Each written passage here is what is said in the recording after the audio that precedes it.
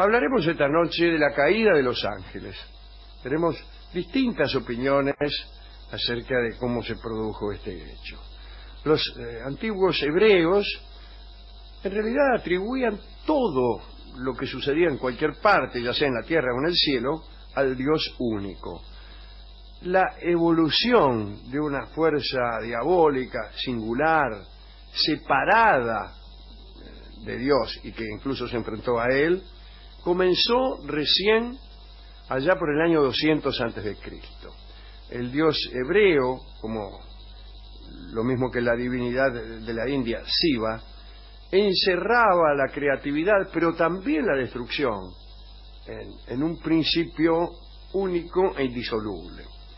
El relato más antiguo de ángeles castigados por su rebeldía apareció en el libro apócrifo de los secretos de Enoch. Recién allí aparece el adversario.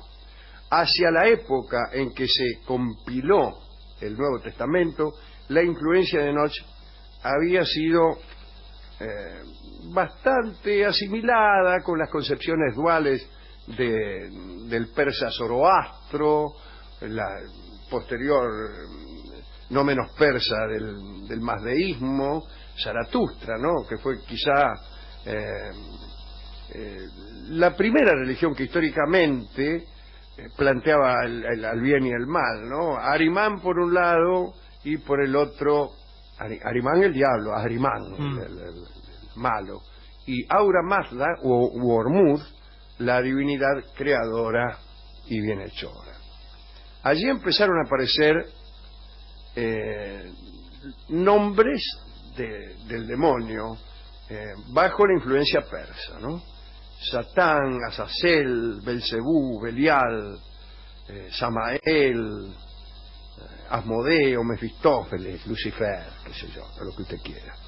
Existen por lo menos 7 versiones diferentes acerca de cómo apareció Satán y cómo logró reunir tal cantidad de seguidores angélicos, no estoy hablando de los malandros, claro. no estoy hablando de un problema de inseguridad. Mientras que Enoch solo menciona 2000 rebeldes, 2000 demonios, digamos, allá por el siglo XIII, esa cantidad se había elevado.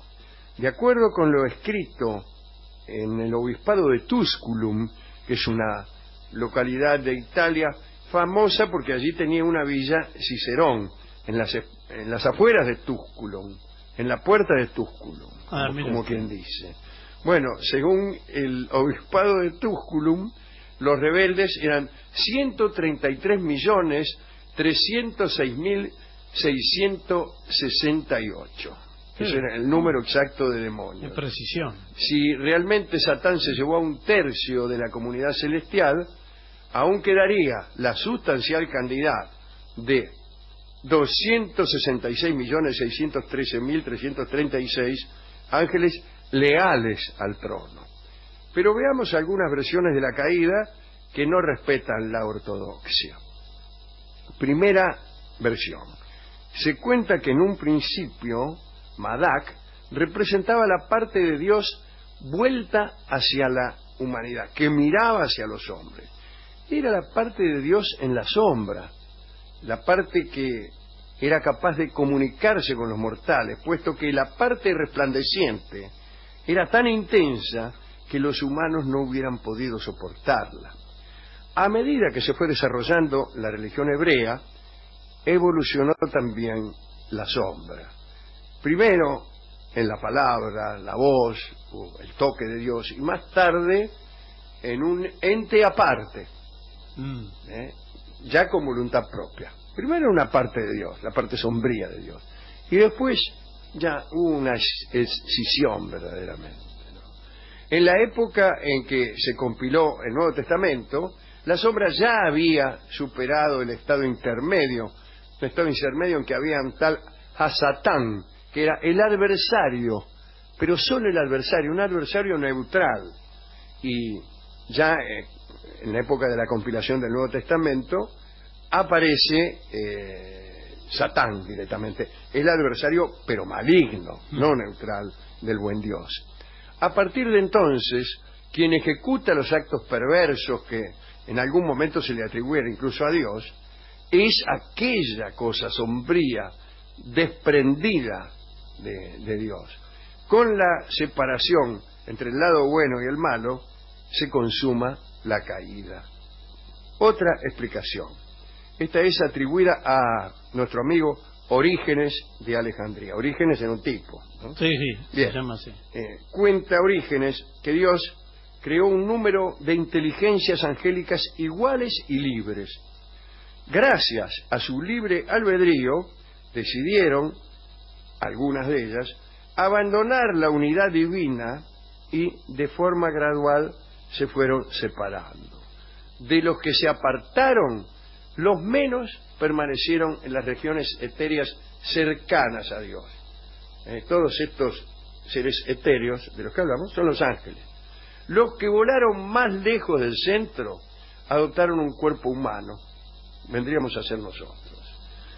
Y los que llegaron todavía más lejos del centro, que fueron a las zonas más lejanas del universo, se convirtieron en demonios.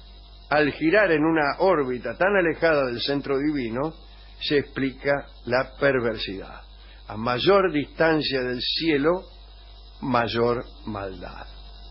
Bien. Un tercer relato de la caída procede del escriba Enoch.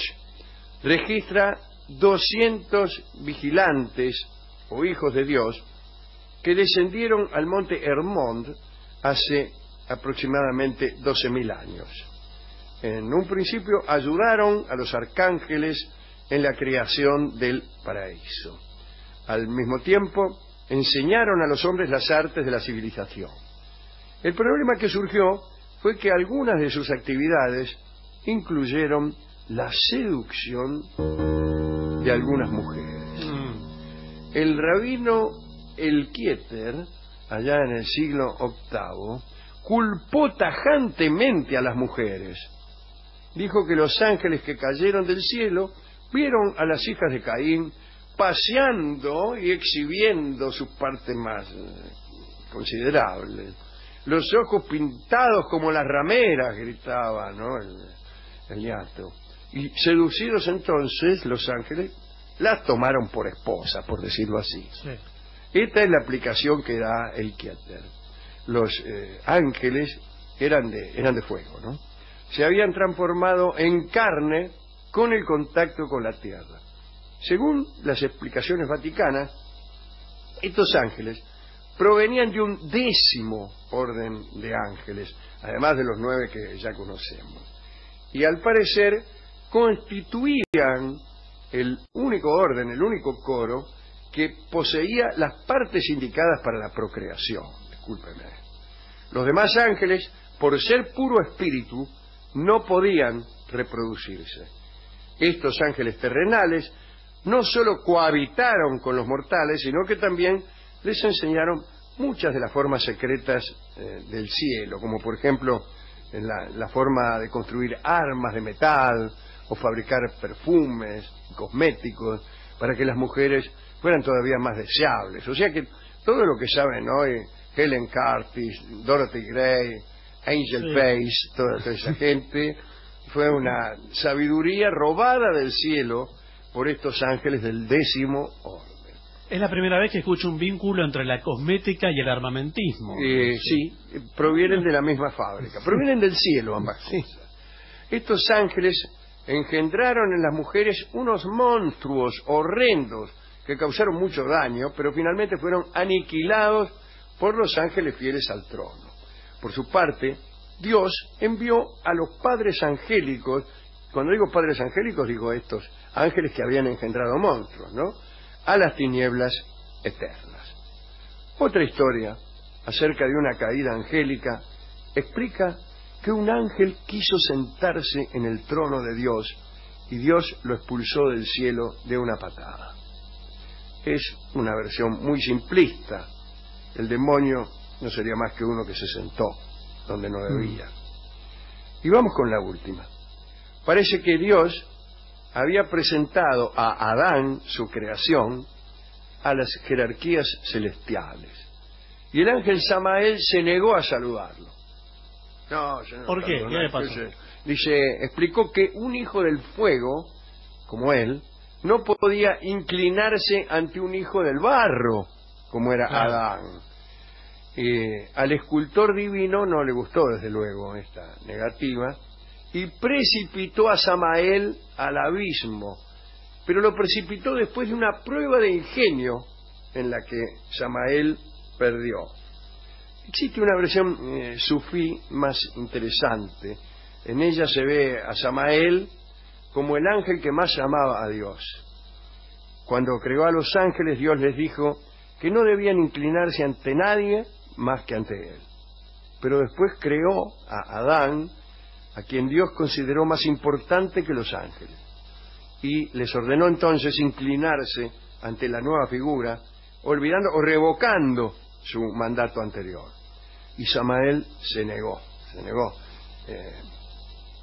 Era incapaz de desobedecer el primer mandato. Y Dios no comprendió el dilema de Samael y lo expulsó del cielo por un malentendido. Solo por entender que los mandatos de Dios son irrevocables, en fin. Para Samael, el sufrimiento mayor del infierno fue la ausencia del bien amado. Y para la tradición sufí, el infierno constituye la terrible soledad de la separación del amor.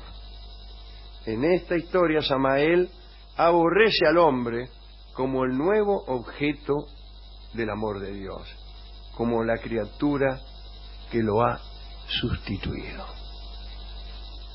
Y esta es la última, quizá la más bella de las historias. Hemos ido a la discoteca a buscar discos de ángeles y nos ofrecieron 266 millones, sí, etcétera. Elegimos La muerte del ángel, esta bella obra de Astor Piazzolla.